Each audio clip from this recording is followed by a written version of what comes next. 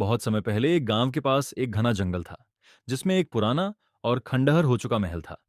गांव वाले कहते थे कि उस महल में भूतनाथ का वास है। भूतनाथ को एक आत्मा माना जाता था, जो किसी समय एक धनवान और प्रतिष्ठित व्यक्ति था, लेकिन अपने लालच और अन्यायपूर्ण कर्मों के कारण उसकी असमय मृत्यु हो गई। मरने के बाद उसकी आत्मा महल में भटकने लगी। भूतनाथ की आत्मा के बारे में कहा जाता था कि वह हर पूर्णिमा की रात को प्रकट होती है, और जो भी महल के पास जाता है वह कभी वापस नहीं लौटता। एक साहसी युवक की कहानी। गांव में एक युवक था जिसका नाम अरुण था। वह भूतनाथ की कहानियों पर विश्वास नहीं करता था। एक दिन उसने साहस करके महल जाने का निश्चय किया। उसने गांव वालों से कहा कि वह भूतनाथ के रहस्य को सुलझाएगा।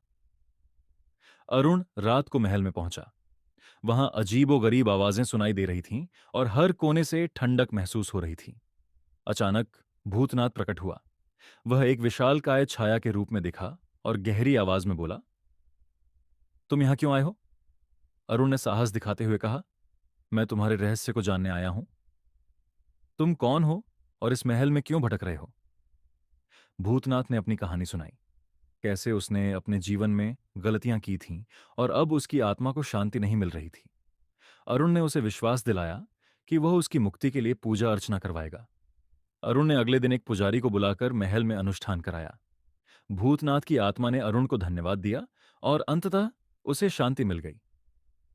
उसके बाद महल से डरावनी घटनाएं बंद हो गईं और गांव वाले चैन से रहने लगे। कहानी से शिक्षा। यह कहानी हमें सिखाती है कि गलतियों से सीख लेकर उन्हें सुधारने का प्रयास करना चाहिए। साथ ही साहस और धैर्य से किसी भी चुनौती का सामना किया जा सकता है।